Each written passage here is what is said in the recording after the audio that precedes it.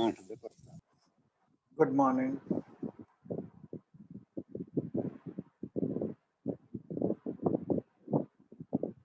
Okay, we will wait for 1 minute and then we will start. अपना video on रखिए तब तक.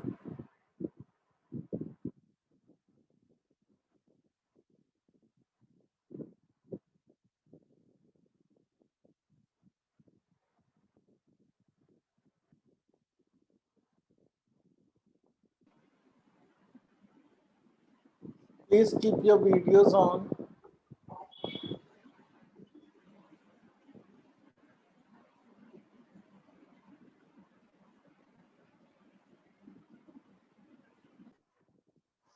बेटा वीडियो ऑन करिए तब क्लास शुरू कर लेते हैं. Just please switch on your videos.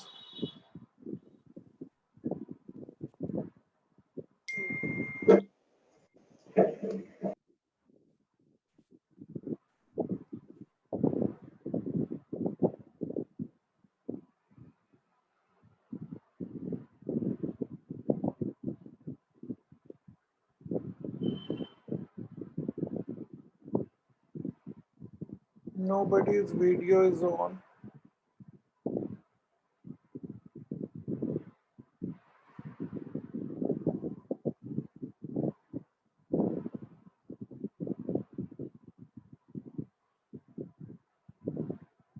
Okay, Urvashi.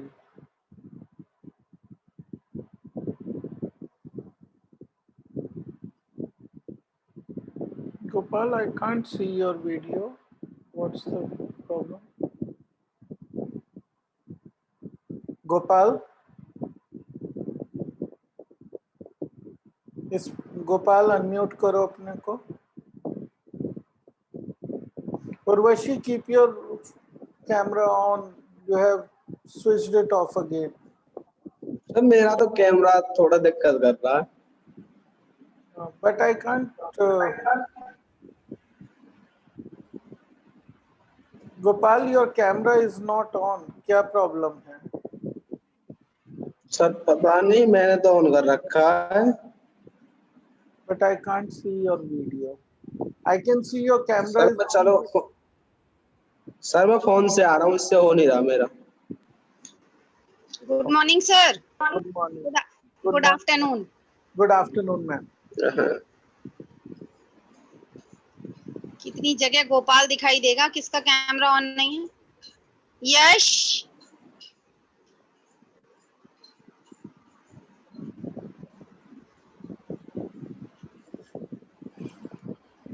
यश कसाना, बेटा कैमरा ऑन करिए. यश ने छोड़ दिया, उसने कहा कैमरा नहीं ऑन करेंगे, छोड़ देते हैं. ओके. कोई बात नहीं. Okay, we will get started because now at least all the students who are there, just 3 are there unfortunately, but उनका कैमरा ऑन है, so we will start now. Okay. हाँ, तो अभी हमारी जो आज मॉर्निंग क्लास थी उसमें हम ये वाला क्वेश्चन उस समय कर रहे थे. Find the vector equation of the plane passing through the points. 3 हमें नॉन कोलिनियर पॉइंट्स दिए गए हैं. ओके, तो हमने सबसे पहले क्या किया कि we wrote the vector form equation and then we had already calculated this part. Okay, now nothing is left. We can just write the coordinates of a vector. Okay, a vector कैसे लिखेंगे हम? ये हमारा a है vector, right? तो 2i plus 5j minus 3k, right? तो ये हमारा हो गया माइनस a वेक्टर. इस पूरे को ब्रैकेट में रखा, ये बन गया हमारा, और ये रिजल्ट हम निकाल चुके हैं. So we just have to write that result.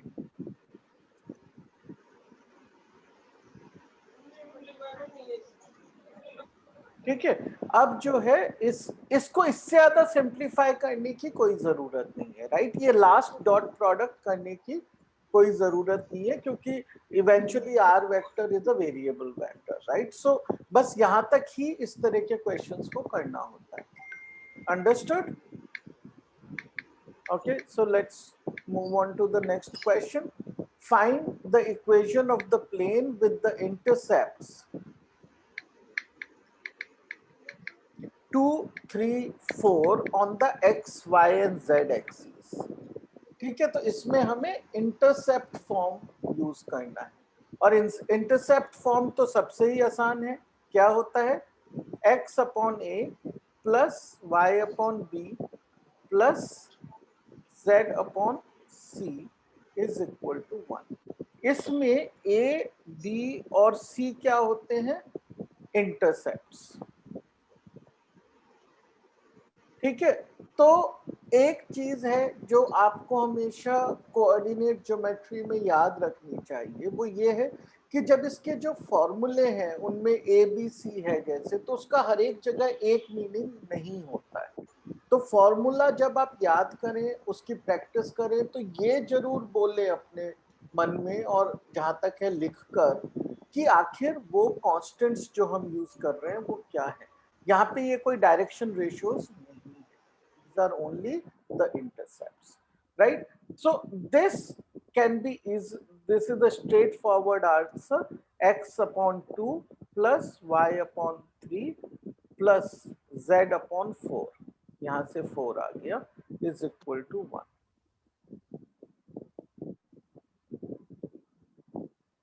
ठीक है, हम इसी फॉर्म में चाहे तो आंसर को छोड़ सकते हैं. We don't have to do LCM and all.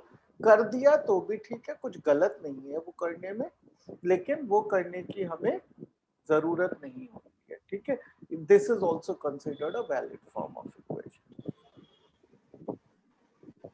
ठीक है, अब हमें इक्वेशंस ऑफ प्लेन बनानी आ गई है. गिवन द 4 कंडीशंस, उनमें से कोई भी कंडीशन हमें दी जाए हम इक्वेशन बना सकते हैं. We have done couple of examples of each. ठीक है, अब जो नेक्स्ट कॉन्सेप्ट है ये बहुत अच्छा समझने वाला कॉन्सेप्ट है. इसको समझने की कोशिश करिए कि a plane passing through intersection of planes. तो अब हमारे पास 2 प्लेन्स हैं जैसे कि यहाँ पे दिए गए हैं. पाई 1 एक प्लेन है और पाई 2 दूसरा प्लेन है. प्लेन्स को अक्सर हम पाई से डिनोट करते हैं, जैसे हम लाइंस को LMN से डिनोट करते हैं. Pis usually planes are denoted with pis, okay, which is the Greek letter for P, and that is why plane for P and pi is used for this. Okay, so ये पाई 1 है और ये पाई 2 है, ये दो हमारे पास प्लेन है. अगर ये प्लेन्स इंटरसेक्ट करेंगे, okay, means if they are not parallel planes, जब ये इंटरसेक्ट करेंगे तो क्या फॉर्म होगा इनके इंटरसेक्शन पे? हमेशा एक लाइन फॉर्म होगा, राइट? जैसे लाइंस इंटरसेक्ट करती हैं तो एक पॉइंट बनता है वहां पे, उसी तरीके से अगर प्लेन्स इंटरसेक्ट करते हैं तो वहां पे एक लाइन बनती है. और हमें क्या निकालना है कि 2 प्लेन जहां पे इंटरसेक्ट करें वहां जो लाइन बनी, इस लाइन पे से कितने प्लेन बन सकते हैं, राइट? कितने बन सकते हैं? इनफाइनाइट बन सकते हैं. देखिए जैसे पाई 3 बन गया है, उसी तरीके से एक और आप प्लेन बना लीजिए like this, right? You can make one more plane, right? Sorry, like this. Okay, so अगर आप इसको विजुअलाइज करते हैं, राइट, तो a very good visualisation of this is कि आप एक बुक है उसको आपने ऐसे खोल के देख रहे हैं, right? You have a book which is open. तो ये बुक का दोनों हार्डबोर्ड्स हैं, तो ये यहाँ इंटरसेक्ट करते हैं और यहाँ पे आपके ऐसे पेजेस हैं, right? This is a flared up book like this. आप ऐसे खोल के देखिए बुक को, तो ये सारे pages are planes which are passing through the same line where the 2 cardboards meet. ठीक है, तो ये अब हमें निकालना है कि ये जो प्लेन्स हैं, ऐसे प्लेन्स, इनकी एक जेनेरिक इक्वेशन हमें निकालनी. ओके, तो मान लीजिए हमारे पास 2 प्लेन हैं, ठीक है, किसी भी फॉर्म में दिए गए हो, इन 2 फॉर्म्स में ये प्लेन दिए गए हैं. ओके, तो हम क्या कर सकते हैं? हम मान लीजिए ये हमारी इक्वेशन 1 हो गई और ये इक्वेशन 2 हो गई दूसरे प्लेन की। अब ये जो लाइन है, राइट, ये लाइन इन दोनों प्लेन पे लाई करती है, राइट। इसका मतलब for this line these two are simultaneous equations. अगर ये दोनों साइमल्टेनियस इक्वेशंस हैं तो हम इनको साथ में ऑपरेट कर सकते हैं। तो what we will do is we will multiply the first equation with 1, which keeps it the same, and second equation we will multiply by lambda, okay, and add the 2. So what we will get is this,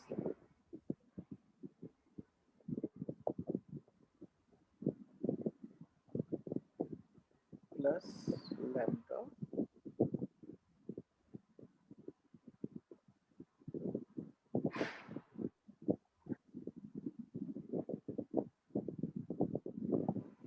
right.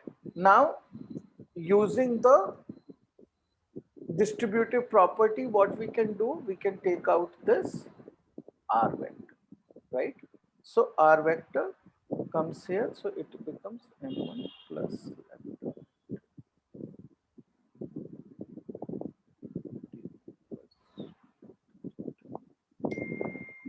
Okay, now it is easy to see, right, कि ये भी एक equation of a plane ही है, okay. And अगर हम lambda की value बदलते जाएं हमें ये अलग अलग प्लेन्स मिलते जाएं। So this is the generic equation of a plane passing through the intersection of two planes. आप लैम्डा की वैल्यू बदलते जाइए और डिफरेंट आपको प्लेन्स मिलते जाएंगे। मान लीजिए आपने लैम्डा की वैल्यू 1 ली तो वो एक प्लेन, इसकी वैल्यू 2 ली तो दूसरा प्लेन हुआ, और ये वैल्यू होल नंबर्स में ली जाए ये जरूरी नहीं है, any real number value can be taken, okay. अब इसी चीज को हम कार्टेशियन फॉर्म में भी लिख सकते हैं। अब कार्टेशियन फॉर्म में भी लिखने के लिए हम सेम चीज करेंगे, इसको इक्वेशन 1 कह दिया जो स्टैंडर्ड इक्वेशन है पहले की, और दूसरे की स्टैंडर्ड इक्वेशन को 2 कह दिया, दूसरे वाले को लैम्डा से मल्टीप्लाई कर दिया, and when we add the 2 we get this, okay. ये एकदम स्ट्रेट फॉरवर्ड है। This is what, this is the generic equation of a plane passing through the intersection of two other planes, okay. Now let's do a couple of questions to understand exactly how we use it. Find the vector equation of the plane passing through the intersection of the planes this and this and the point, okay. तो अब हमें क्या दिया गया है यहाँ पे, देखिए ये हमें दो प्लेन्स दे दिए, ये मान लीजिए π1 प्लेन है और ये π2 प्लेन है, राइट। तो हम अब directly we can write the vector equation of the plane passing through this, okay. उसके बाद हम क्या कर सकते हैं, we are also given a point, so this point should satisfy that plane's equation, और वो यूज करके हम लैम्डा की वैल्यू निकाल सकते हैं और फिर हमें एक स्पेसिफिक प्लेन मिल जाएगा,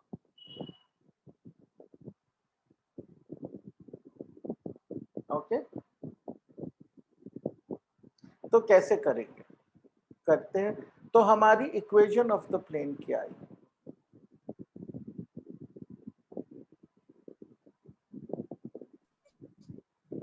आ गई ये आर वेक्टर और अंदर पहले आई के,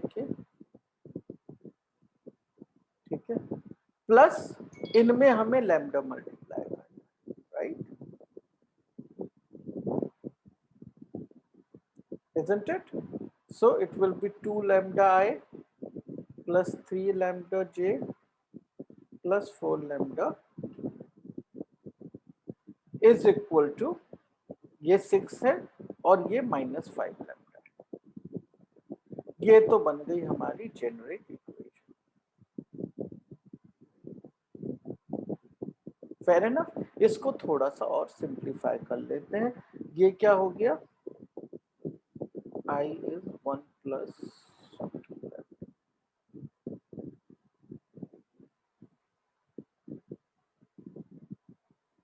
okay, I 1 plus 3 lambda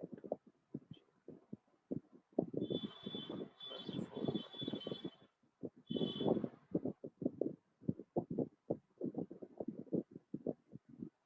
is equal to 6 minus 5 lambda। अब हमें पता है ये पॉइंट इस प्लेन पे लाई करता है, यानी कि इसके कोऑर्डिनेट्स हम आर वेक्टर में डाल सकते हैं। 1, 1 lies on the above plane,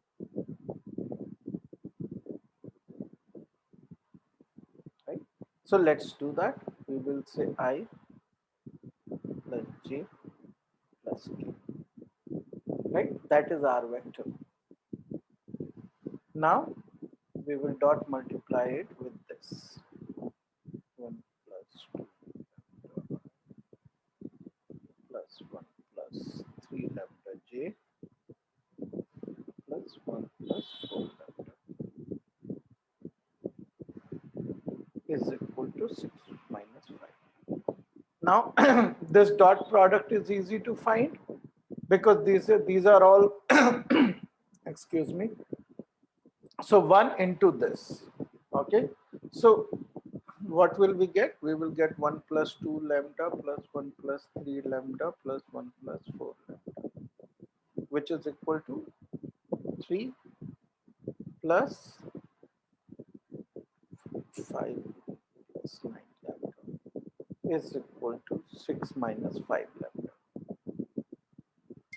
Okay, so which will give us, we can bring it here and we will get 14 lambda is equal to 3.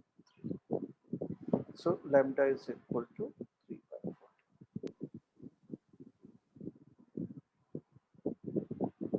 14. Fine. Now all that we have to do is, this was a generic equation, right? We have to go back and put the value of lambda to complete our answer. That I will leave for you to do as a homework. Okay, there is nothing much. We have found the value of lambda, which is 3 by 14 up. Substitute that into this equation. Okay, and write the final answer. That you have to do as homework.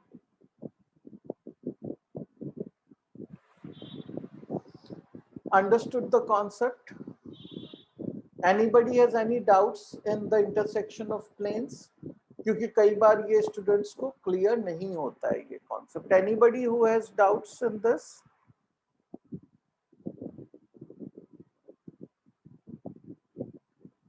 Everybody comfortable? Okay, wonderful. Okay, up let's move on to the next concept, which is coplanarity of two lines. यानी कि दो lines एक ही plane पर हैं, ये हम कैसे पता करें? ठीक है, तो ये हमें कैसे पता चलेगा कि दो लाइंस जो हैं वो एक ही प्लेन पर हैं या नहीं? ओके, तो let's say we are given these two lines in the vector equation. Okay, अब हमें ये देखना है कि वो एक ही प्लेन पर हैं या नहीं. तो ये हम किस तरह से चेक करें? तो सबसे पहली बात ये है कि let's draw these lines. Okay, so let's say this is one line and this is another.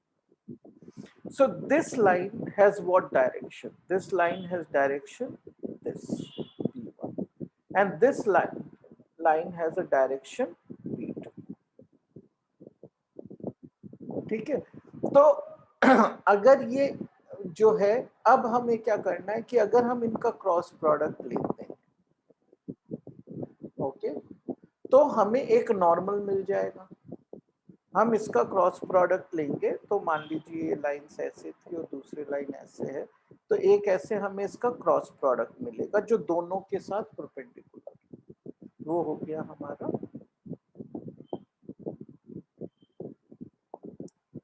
ठीक है, अब ये परपेंडिकुलर है, ये हमारे को क्लियर हो गया। ये हमेशा आएगा, चाहे वो लाइंस कोप्लेनर हो चाहे ना हो, it doesn't matter, we can get this quantity.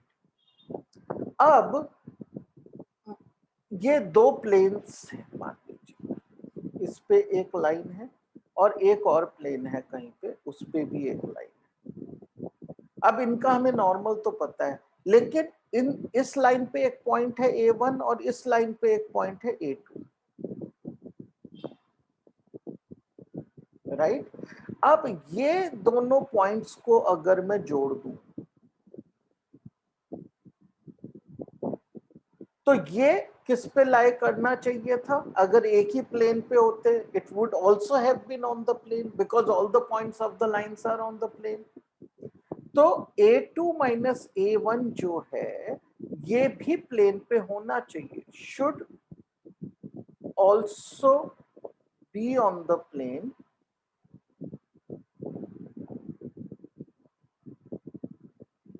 if lines are coplanar.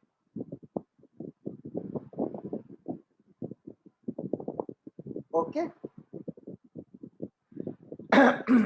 तो अगर ये प्लेन पर है और B1 cross B2 perpendicular to the plane है, तो ये और ये भी परपेंडिकुलर होने चाहिए। तो that is the condition we will check, which is A2 minus A1। Perpendicular के लिए कैसे चेक करेंगे? डॉट प्रोडक्ट से, is perpendicular to B1 cross B2। Okay, and if they are perpendicular, their dot product will be 0. This is the check for coplanar. Okay, understood the definition? Okay. अब Cartesian form में हम ये करके देखते हैं, right? तो Cartesian हम हमेशा वेक्टर फॉर्म में पहले निकाल लेते हैं, हमें ये रिजल्ट मिल चुका है। नाउ कार्टेशियन में करने के लिए हम क्या करेंगे कि A1 को भी एक पॉइंट डिफाइन कर देंगे, B2 को भी एक पॉइंट डिफाइन कर देंगे, मान लीजिए ये with coordinates x1, y1 and z1 है, और A2 जो है, सॉरी A2 वो है x2, y2 और z2 के साथ। ये दोनों पॉइंट हमारे अब पता है, ओके। और अब हमें क्या करना है? अब हमें केवल और केवल इस चीज को कार्टेशियन फॉर्म में लिखना है, यानी कि हमें वेक्टर्स यूज करे बिना लिखना, ठीक है। अब अगर B1 जो वेक्टर है, ठीक है, हैज डायरेक्शन रेशियोज,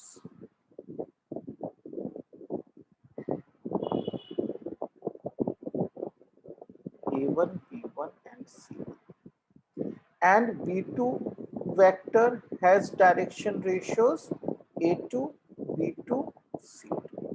या तो हम ऐसे इसको बोल सकते हैं, या फिर we can even write them like this, it is one and the same, okay। तो अब हमारे को क्या चाहिए? this dotted with this, वो हमने पहले भी किया था चैप्टर के शुरू में। तो वो हम कैसे लिखते हैं? तो we will write the first vector, right? first vector क्या है? उसके कोऑर्डिनेट्स x2 minus x1 करके, right? So we will write it like x2 minus x, first row में ये आएगा।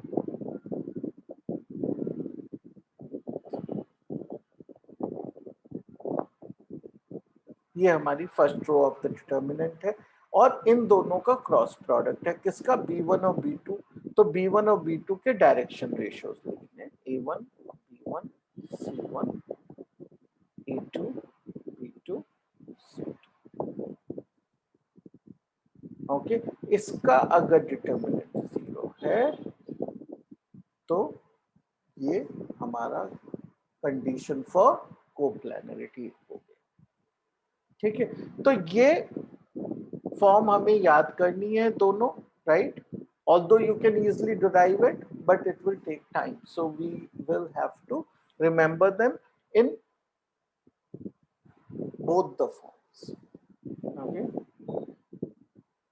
चलिए अब ये करके देखते हैं how to use it. show that the lines, two given lines, in which form are these lines given? Can somebody tell me? Urvashi Nagar, are you there? Your video is off.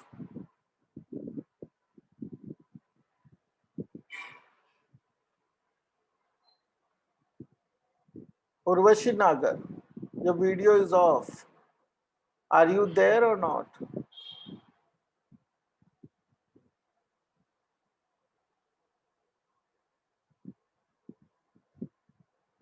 Urvashi, now I can see. आप बताइए, ये जो आपको दिखाई दे रही है lines की form, ये कार्टेशियन फॉर्म है या वेक्टर फॉर्म है? बस इतना बताना है।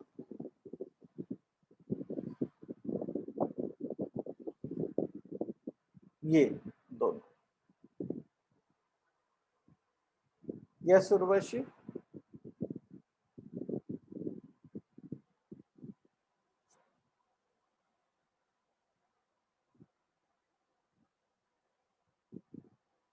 वेक्टर फॉर्म में वेक्टर्स होते हैं, कार्टेशियन फॉर्म में पॉइंट्स होते हैं लिखे हुए। तो फिर तो कार्टेशियन ही है।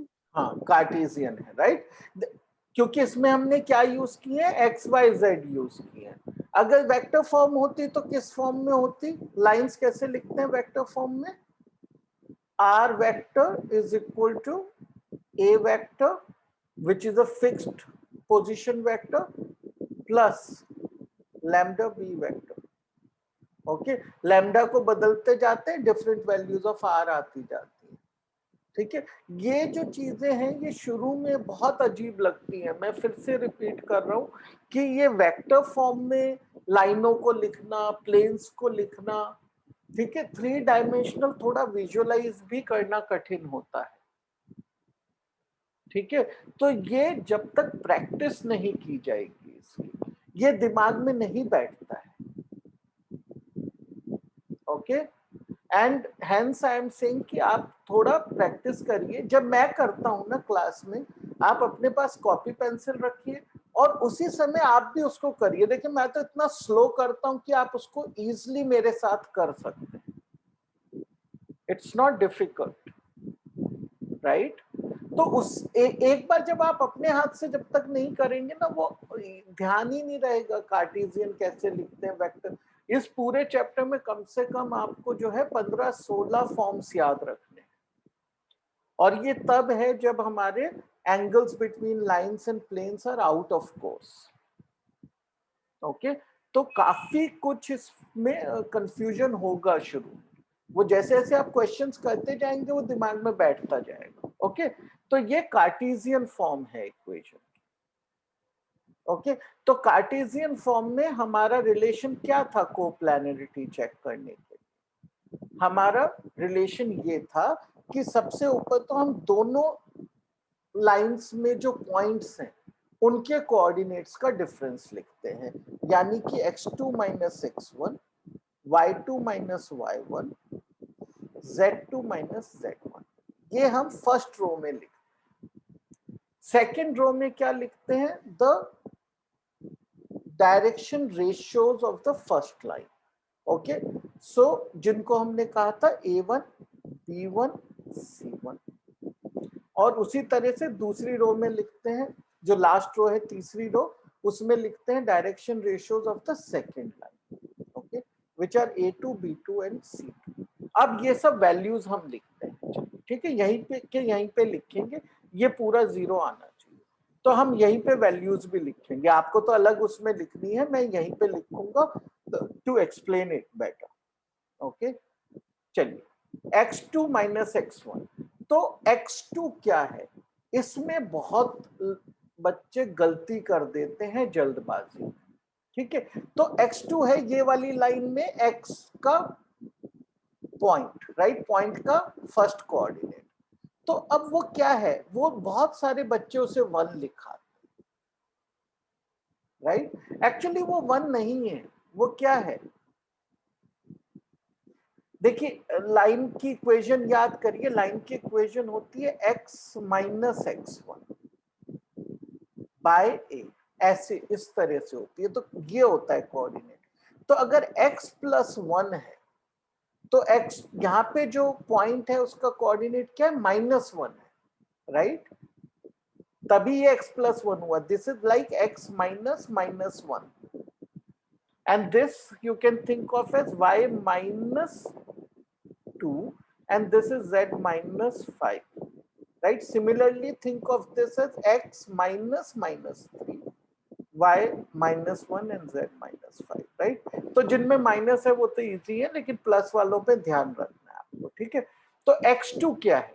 x2 है -1, -1 माइनस, और x1 क्या है, -3।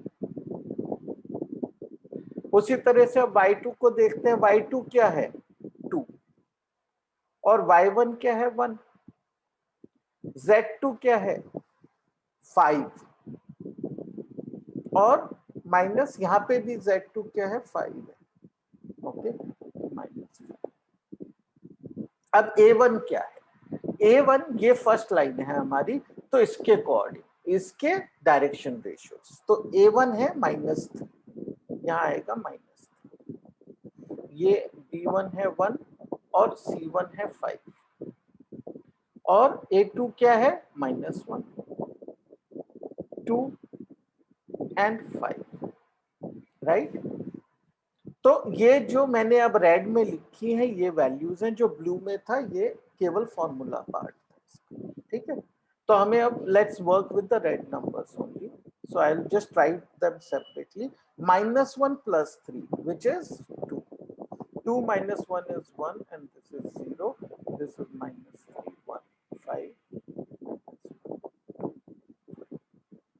अब हमें ये देखना है कि क्या ये 0 है, ओके? तो क्या करेंगे हम, we can do that, right? 2 into 5 minus 10 which is -5, -1 -15 plus 5, and this is anyway 0. So what is this? This is -10 and this is +10. Okay, तो ये 0 आ गया, 0 आ गया मतलब कोप्लानर है। The answer is yes, they are.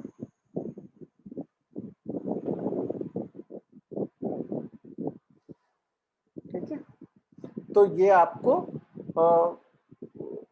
कोई इसमें बहुत लंबे चौड़े कैलकुलेशन नहीं होते। That is very good about this chapter, the calculations are very very simple.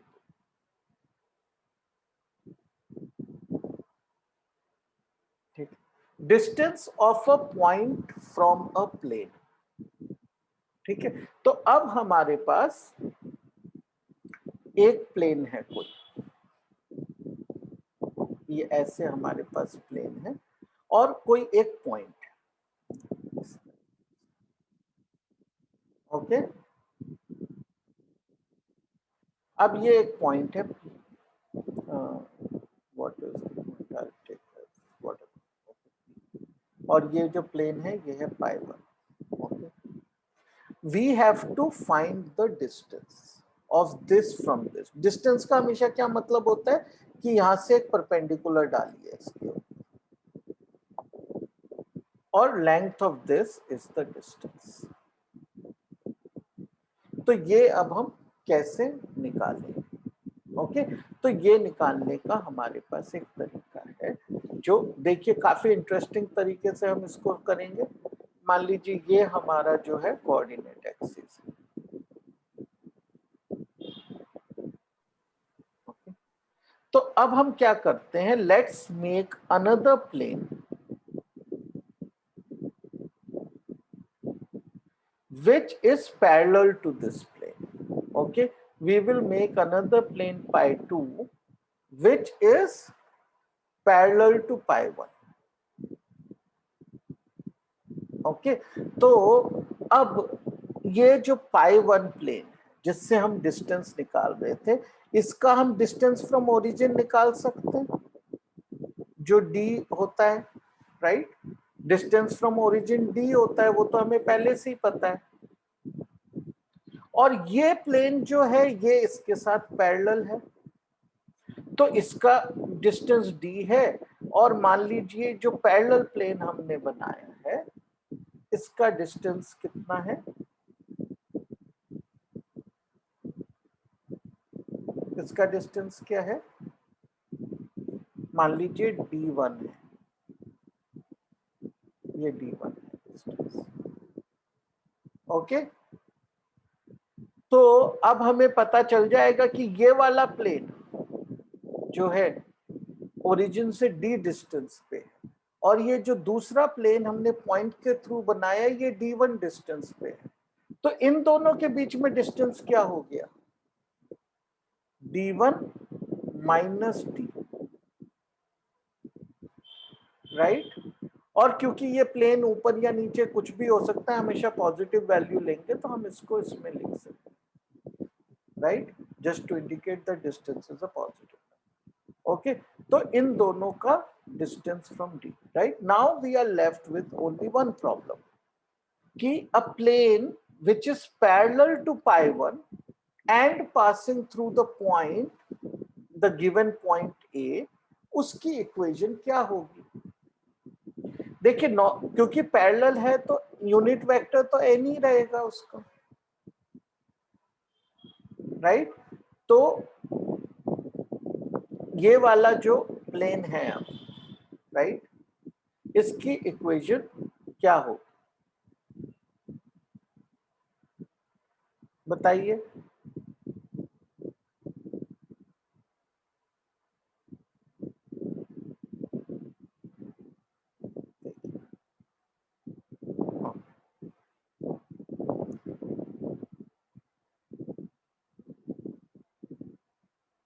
ये हमारा प्लेन है, राइट। हमें इसका परपेंडिकुलर पता है, परपेंडिकुलर क्या है, n वेक्टर, और इसके ऊपर कोई एक पॉइंट है कहीं पे भी हो जो है a वेक्टर,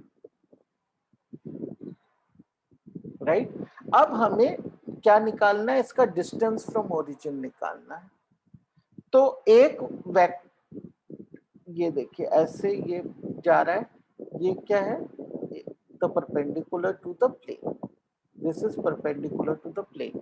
अगर ये परपेंडिकुलर टू द प्लेन है तो इसकी क्या डायरेक्शन होगी, n यूनिट वेक्टर। अब हमें अगर मैं इसको ज्वाइन कर दूं तो ये वेक्टर a बन गया ओरिजिन से ज्वाइन करने से। अब इसके अलोंग डिस्टेंस निकालना है, कैसे निकालते हैं, इसका प्रोजेक्शन इस पे, और प्रोजेक्शन किस चीज से आता है, डॉट प्रोडक्ट से, ठीक है। तो ये जो डिस्टेंस है फ्रॉम ओरिजिन यहाँ पे वो क्या आ गया, a vector dot n unit vector. Okay, so this is the distance of the second plane, right. So d1 हमारे पास क्या आया, d1 क्या आया, a वेक्टर डॉट n।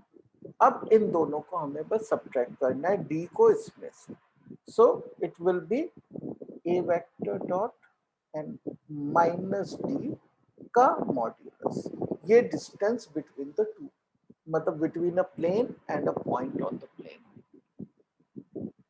ठीक है। तो ये इज द फॉर्मूला, ओके। अब इससे फर्क नहीं पड़ता, जैसे आप यहाँ देखेंगे तो यहाँ क्या लिखा है, यहाँ उल्टा लिखा है, इसका जो मैंने पहले डिराइव करके लिखा है वो उल्टा है इसका, लेकिन कोई फर्क नहीं है क्योंकि ये मॉड्यूलस साइन के अंदर, okay. So whichever way it's you can remember it, it doesn't make a difference. Distance of a point from a plane in the Cartesian form, okay. Cartesian form में हम किस तरह निकालेंगे इसको,